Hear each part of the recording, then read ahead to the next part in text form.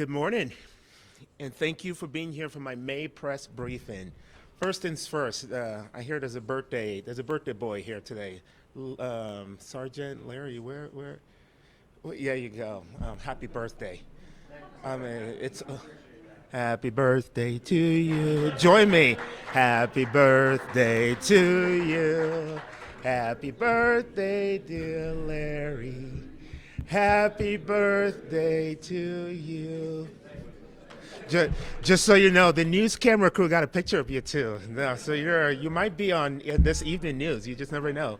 No, really, we celebrate you today, especially in honor of this special week. So we are coming to you from the Police Operations Center, and I'm joined today by some of our community's finest. We have a number of public safety leaders, including from the Colorado Springs Fire Department, the Pikes Peak Office of Emergency Management, and the Colorado Springs Police Department. This is their headquarters. We have sworn and civilian staff from the Communications Center, the Training Academy, and Traffic Unit. And why are they all here? Is because today's press briefing is going to focus solely on what I believe is not only my number one responsibility as mayor, but also the core mission of local government, and that is ensuring the safety and security of our city. It is also fitting that today is Police Officers Memorial Day and National Police Week and Wildfire Awareness Month, so there's lots to talk about, and let's get started. I'll be organizing my remarks into four key areas: staffing, innovation, enforcement, and preparedness and prevention. So let's talk about staffing. To the sworn and civilian members of the Colorado Springs Police Department, please know that your mayor sees you. I honor you, and I thank you for your work every day and every night. Because of your courage, dedication, and sacrifice, our community is a safer place to live, work, play, and raise a family. On Tuesday, I had the incredible privilege of attending the Blue Mass at St. Mary's, where people of various faith traditions gathered in unity to pray for the protection of our first responders. Well, it was such a meaningful ceremony. I even had the opportunity to say a few words. And tomorrow I will stand with many of you at the Peace Officers Memorial, one of the most solemn and powerful ceremonies held in our city each year. These moments are not just ceremonial. They are powerful, and they remind us of the weight of the badge and the lives behind it. At the Blue Mass Memorial, I actually met a lady whose husband passed away in the line of duty in 2001, and I just hugged her because of it. Just that moment was so special for her, our family, and also for the city. You see, our officers put themselves in harm's way to protect us, and to do that, they need strong support, not just in words, but in staffing, resources, and community trust. And that is why the Colorado Springs Police Department has made officer recruitment a top priority. Since I took office in June of 2023, we have hired 222 new officers, each moving directly from the Police Training Academy to patrol. So active duty on our streets. So community, we hear you and we're delivering. Looking at the staffing trends over the past 7 years, it is clear that our city has been intentional in funding additional sworn positions. This is a strategic effort to keep pace with our city's growth and maintain public safety as the highest standard. Last year, we added 20 new positions, bringing our full strength to 839 police officers, and that's the yellow line that you see on the chart. And I'm proud to share that earlier this month, thanks to our current recruit class that started about a month ago, we crossed a very important milestone. Colorado Springs now has more than 800 officers for the first time in the city's history. That said, staffing numbers do fluctuate due to retirement and resignations. Actually, a retirement was just here last week, and now that number is 799. Thanks, Dave. As shown by, but we celebrate Dave's retirement, but we're now at 799. And while this progress is worth celebrating, we also recognize that we're not even close to where we need to be. To meet the needs of a growing city and deliver the level of public safety that our residents expect and deserve, we must continue to grow our authorized strength of sworn officers. You see, when we compare ourselves to similar-sized city, it is clear that your city government is operating lean, and that's really important for us to point out. Albuquerque has 1,140 officers. Mesa, Arizona, similar size, 979 officers. Omaha, and they just elected a new mayor yesterday, and they have 906 officers. So if we're truly serious about public safety and about our strengthening our ability to enforce the law and respond to emergencies and prevent worst-case scenarios, then we must stay committed to investing and growing our public safety workforce. One area that I'm keeping a particular close eye on is the Public Safety Communication Center. And just last month, we celebrated National Public Safety Telecommunicators Week, recognizing the incredible women and men who serve as a critical first point of contact during emergencies. And I'm proud to share that we're now at the closest we've ever been to full staffing in the communication center since 2016. That's a big deal. When I took office, we had 79 staff members. Today, that number is at 107. And 107 people working in what I believe to be one of the most high-pressure environments imaginable to serve you, our residents, better, faster, and more efficiently. And the real progress, and it's as is shown in the data and incredible work of Chief Vasquez, his command staff, and many of the team members here who are working with me to ensure that Colorado Springs becomes one of the safest cities in the country. Now, and that brings me to my second area of focus, innovation. One way where we are expanding our capacity to serve without overextending our resources is by using technology as a force multiplier. Two great examples are the Real-Time Crime Center and the Drone as a First Responder program. Launched last year, the Drone program allows the police department to respond to certain calls more quickly and efficiently and improve the public and officer safety in real time. You see, our drones assist patrol officers and can even handle non-criminal incidents on their own, saving time, resources, and freeing up our officers to respond to more urgent calls. And the results speak for themselves. You see, the average drone response time, it's impressive. We're talking 2 minutes and 12 seconds. In 83% of those deployments, the drones are the ones that have the first eyes, real-time visuals, providing real-time information to our officers before they arrive. And in 20% of these calls, the drone was able to resolve the calls without the need to dispatch an officer, which saves us more time and resources. And this year, we do plan to expand the drone program even further.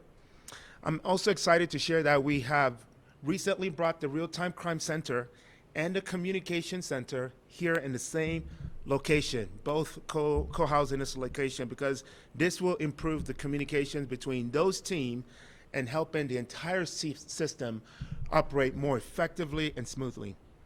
Our fire department, like I said, our award-winning fire department, is always saving lives through innovation, and most notably, the Whole Blood program.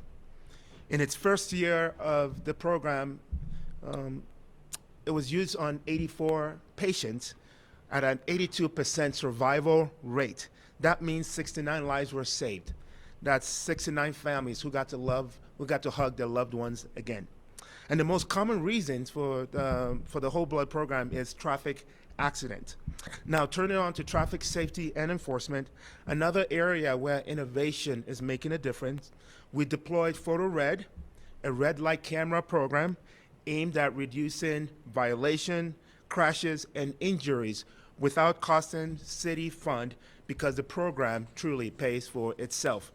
These cameras serve as a force multiplier, helping officers focus on more critical needs while still holding our drivers accountable. And it's working, because 18 of the 20 intersections with Photo Red, we've seen traffic accident decrease, and some significantly.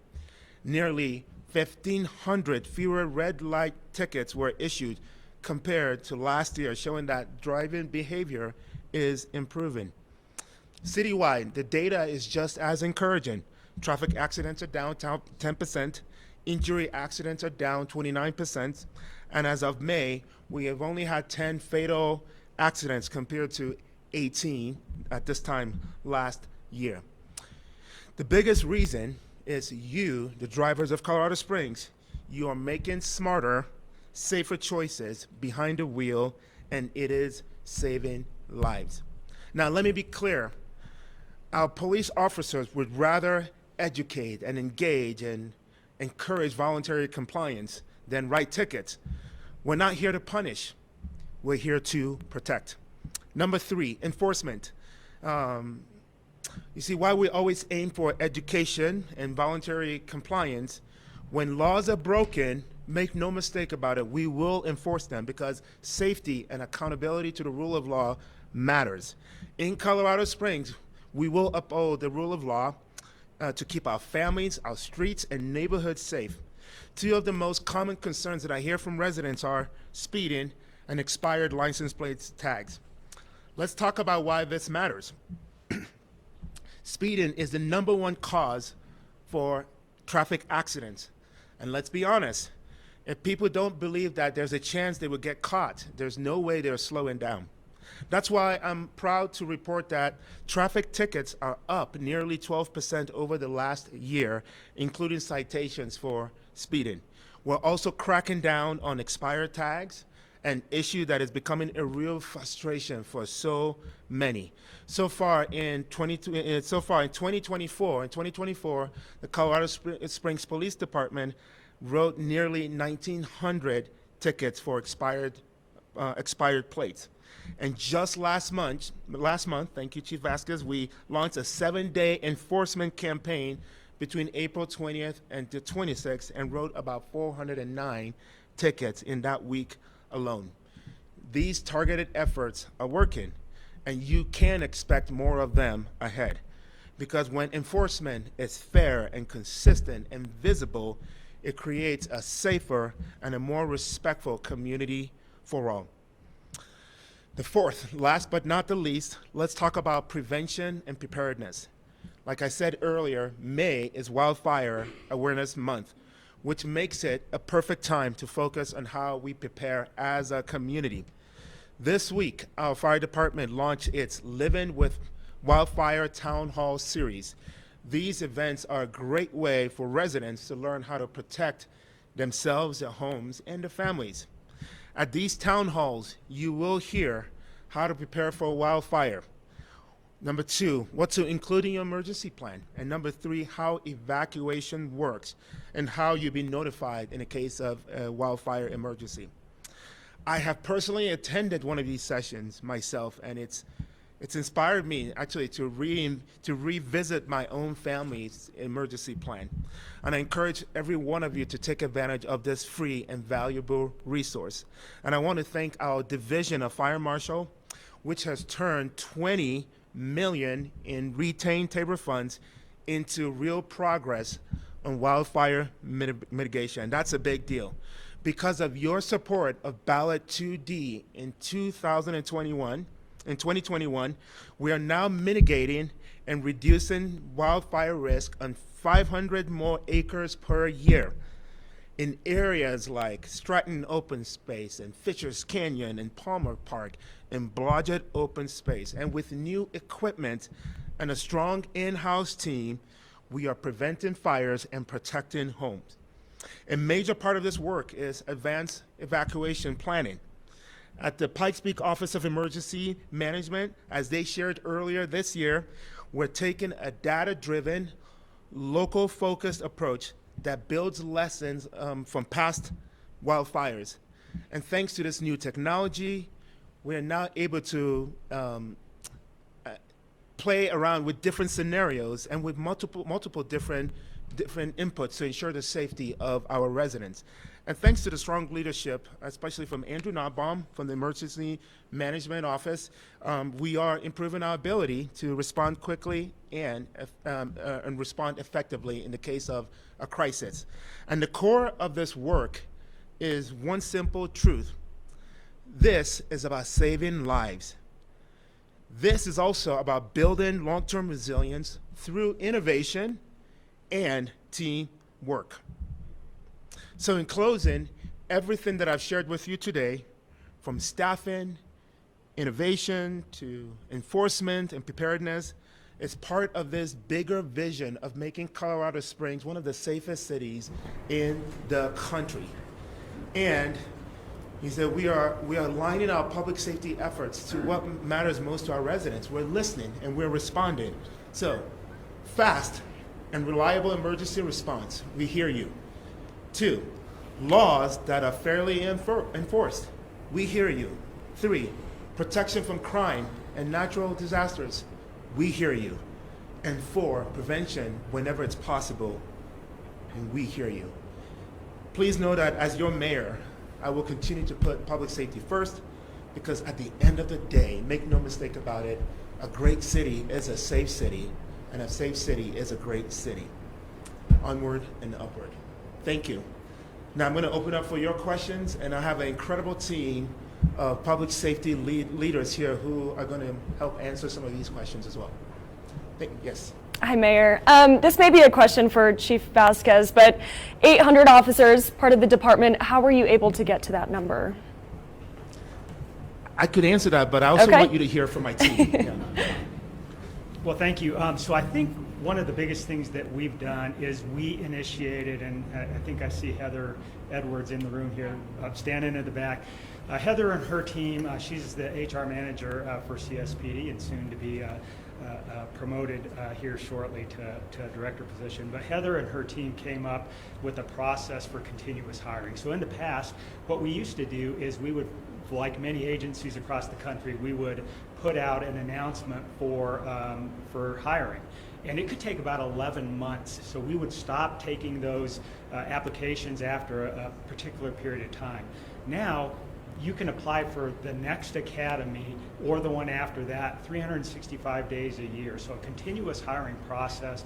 And starting in July of 23, we started doing 4 academies every year. So for really a year and a half, we did 6 academies. Now, coming into this year, we slowed that down just a little bit, but the continuous hiring process truly was one of the best things that we did, not only for our sworn officers, but for our communication center. That's how we've seen them climb up in numbers. So that, along with a lot of recruiting strategies that Heather and her folks changed, made a huge difference. And a quick follow-up, obviously hiring officers, it only matters if you can keep them too, right? So tell me about the department's retention rate and how you're keeping officers happy. And yeah, we're doing a lot in that effort. We have a lot of committees that we bring officers to, so we can listen to those officers and see, what kind of changes would they like to see. Anything from simple things like we initiated a particular vehicle that ended up being too large, right? It ended up being a vehicle that was very difficult to maneuver through, high-speed chases and things like that. So we listened to them, and we've changed the vehicle type. A lot of different efforts internally to bring them to the table and really listen to what they're doing. So far this year, our attrition rate is about 3.5 coming into the end of April. So we'll watch that very carefully. By the end of last year, I think we were over 7 officers by the end of last year per month I'm talking about. So the attrition rate, paying attention to what our officers want and need, and really trying to get community support behind us, I think means the world. Thanks. Chief, following up on that, we talked to you maybe a year and a half ago. You talked about adding more officers, and I'll say another substation out east where the city's developing. But you said you weren't going to get there or move there until you hit your number. We're almost at that number. Is there talk or plans to start acquiring the land or property and developing that, at least as a long-term goal? Actually, there is. So we don't have a date yet. We don't want to project out a date.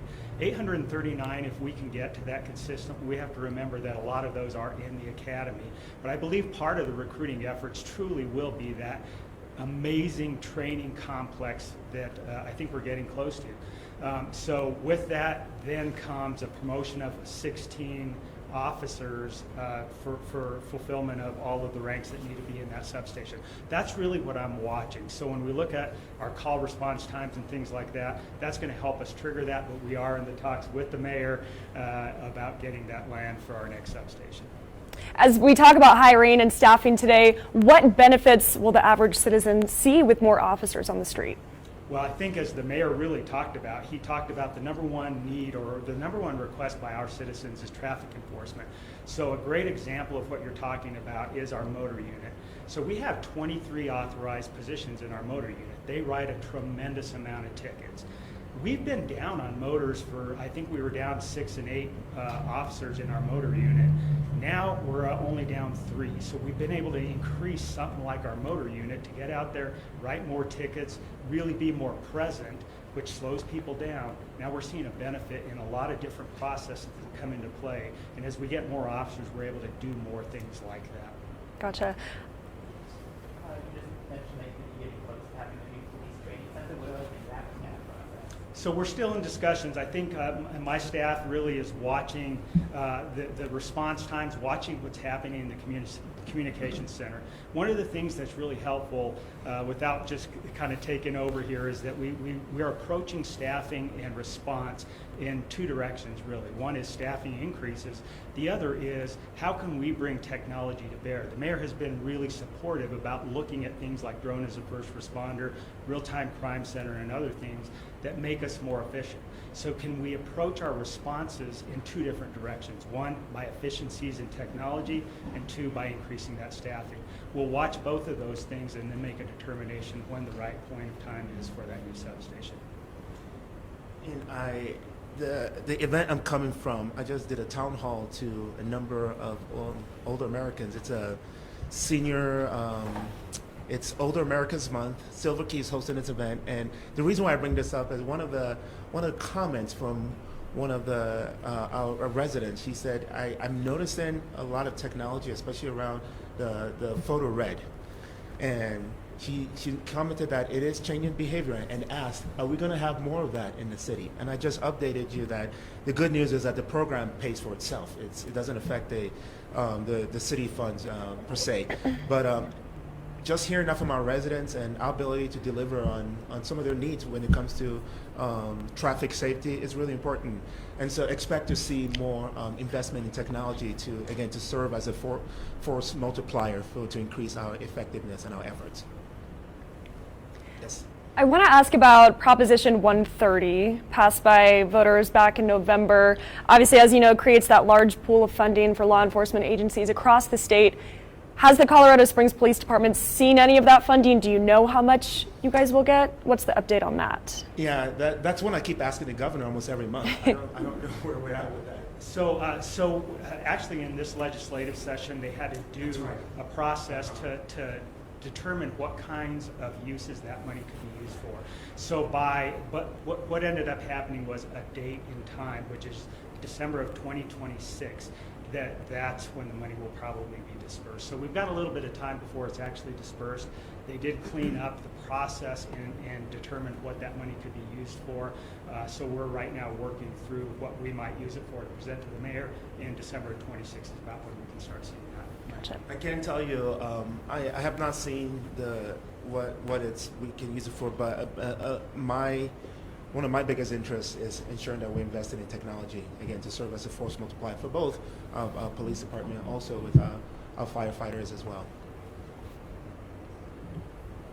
You guys have addressed a couple different questions already, so I kind of want to ask something a little bit off to the side while we do have some first responder and emergency response folks in here. Just yesterday, the Planning Commission board approved at least the first step of a 100 kilowatt battery plant to be stored along a pretty busy road, kind of near a railway. Some residents in that area are concerned about the fires that have come from Right. those types of battery plants. We've seen in other states, we've seen this here in California. Just maybe what we have is fire first responder people here in the room. I'm just curious if that would be something like that would be a concern with having to contain, battery driven fires, which are pretty typical.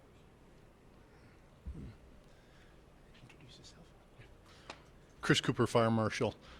We are aware of battery energy storage systems. We've worked very closely with Colorado Springs Utilities as they work with their vendors to deploy those throughout the city. The technology that is going into those is different technology than what we're seeing in some of the more consumer-ready electronics and batteries. And so it is very much more of a stable platform. There's been fires in the past, you're correct.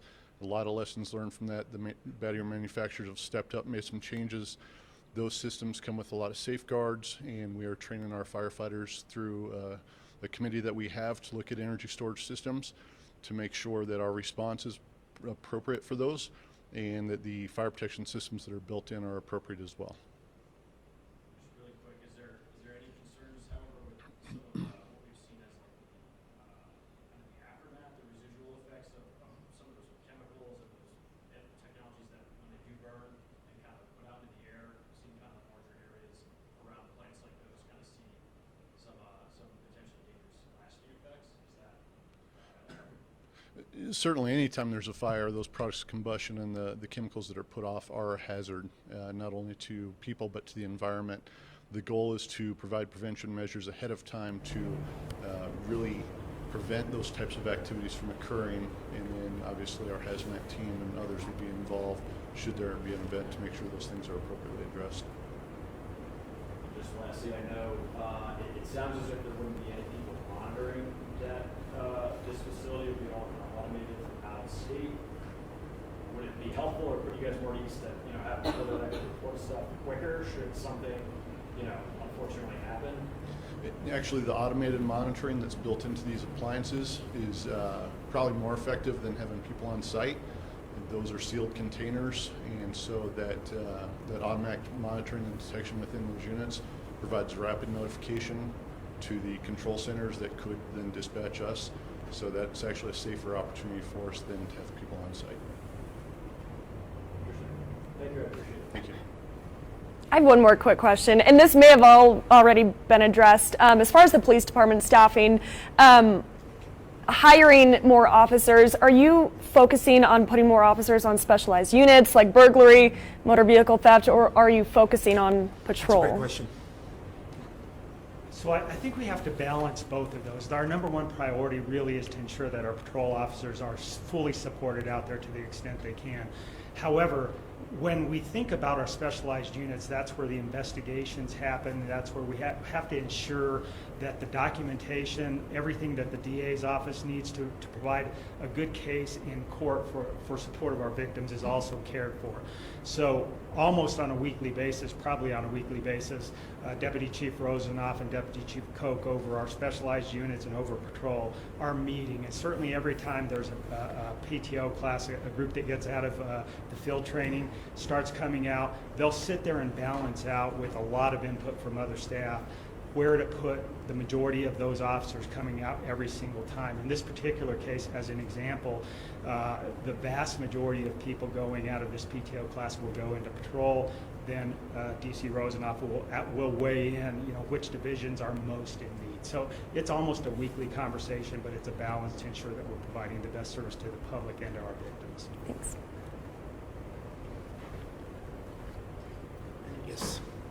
The city council recently, just last Tuesday, they passed a resolution reaffirming Colorado Springs' status as a non-sanctuary city, and they said that one of the reasons was to help to make it the safest city in America, which you also addressed here. That's Yes. one of your priorities.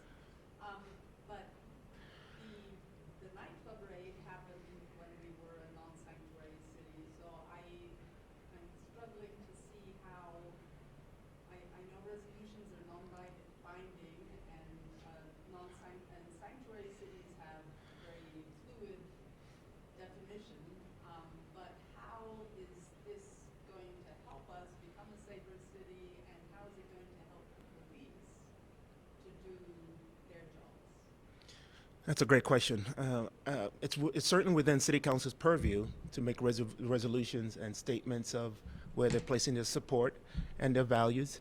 I will tell you, with my first responders, especially the Colorado Springs Police Department, our community safety is top priority. We for us, we will hold you accountable for criminal behavior. It doesn't matter if you're U.S. born, if you're a naturalized citizen like I am, or you are here legally, especially if you're here legally. If there's any criminal behavior, and that raid, there was several evidences, month-long operation that our incredible team did with many partners, and there was enough evidence for us to ensure the safety of that pocket of our city and truly the entire city. And so we're not in the business of, my team and I, we're not in the business of people's politics or political motivation, but understand that there's zero tolerance for crime in this community, regardless of who you are. We will hold you accountable. Yes. The KOAA and talking about kind of crime people who have been arrested, but there's also maybe some people who caught doing who have not been charged with anything as of yet. Do you know what's happening with them, or do you think that's appropriate to do there right now? I can't speak to that. You probably need to reach out to one of our federal partners. And this is one of the greatness of America is, and when we talk about due process, a lot of that is still being in further investigation and due process. And so you would have to follow up with our federal partners because immigration is not in our purview at all. Yes, ma'am. There were also, it was also said that there was prostitution and human trafficking, or people who were swept up in the raid were involved in those. So if there was prostitution happening at the club, what those people involved in prostitution are generally victims. So do you have any idea what's happening with them? I don't. Again, it's an ongoing investigation. Like many of our media partners know that these things take time, and a lot of it is due process. And I know there's been a lot of conversation about due process. That's exactly part of the greatness of our country. And so it's part of our ongoing investigation and things that we're certainly not privy to. And so you'll probably have to check with some of our federal partners on some of those. Yeah. You also said that you expect outside enforcement actions like this. Does that mean there are more nightclubs like this? And not like where would those enforcement actions? If I told you, I'd have to kill you. I'm just kidding. No, we have an incredible police department. We've been doing this. I know this. What the community was brought into 2 or 3 weeks ago, I hate to put it this way, when it comes to the safety of our community, it's business as usual. We're constantly on the watch, working with multiple law enforcement partners to take down drugs and criminal and the drug cartel. And so when I say expect more raids, it's expect that we're going to take the safety of our community seriously and put an end to criminal behavior that affects families like mine. The number of people that reached out to me the next day after learning upon the news, and a lot of family members like mine, people raising young kids who were just full of gratitude, nothing but gratitude to our police department for that. And so, yes, expect more raids. Expect us to take the safety of our community seriously. Again, zero tolerance to criminal behavior, bottom line. The police department told us that they received 138 calls since March of 2022 to that location of the underground nightclub. I think a lot of people in the community are curious to know why it took until 2025 to do something there. And there's been a lot of misinformation around the numbers, and I'm actually going to invite Chief Vasquez to speak to it and also to give you an understanding of the process of, because a call comes in doesn't mean we may necessarily have the authority to just go there right away. But I'll allow Chief to weigh in further on that. Yeah, so as the mayor suggested, there really is a lot of misinformation on the calls for service. That particular after-hours club had only been there for a short time. It had moved to different locations in the city. But when we talk about calls for service at an address, 123 Main Street, what that may entail, for example, if an officer is doing a traffic stop, they have to use an address, so they'll call out 123 Main Street so that everybody knows where they're at. Or if there's medical calls, some of those calls were for the fire department, your medical calls. If an officer's doing some proactive activity looking for stolen vehicles, they'll use that address. So when we do a query in our comm center through our systems, then all of the calls that use that address will show up. So the very specific ones, and I actually have those numbers and I didn't bring them with me, but the very specific numbers to that address and the nightclub are very small, actually. Between 2024 and 25, there were about 23 calls for service, I think the number was. I think it was 17 and 5, with 5 being this year. So the actual numbers, and even those were not 911 calls to that address that were specific about crime happening inside the address. So the numbers were very skewed, reported out. Okay, and to that point here, there were 16 crime pattern investigations, 6 calls for assault, harassment, threat, 5 narcotics investigations, 41 suspicious vehicle calls, 3 burglaries, 5 theft, 10 general disturbances since that 2022 date. Does that, I mean, hearing those numbers, should something have been done there before? Well, but again, I guess if your question is about that specific business, the after-hours illegal nightclub, that wasn't even operating during the majority of the time you're talking about. Okay. So our officers are doing a lot of proactive work throughout an entire city. And those call loads, like if you query Tejon to Tejon from Cimarron to Boulder, I'm sure you're going to see this whole slew of calls within a particular area. And we do proactively approach them as good as we can, but that's a long period of time, and it could be multiple things dealing with completely different issues. Thanks. When did the nightclub, the Wairika, when did it start operating in that location? I can't speak to that. Yeah, we don't know. Yeah.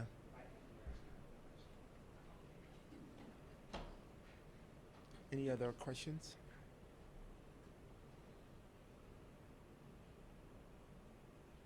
Thank you, and happy National Police Week. Thank you all.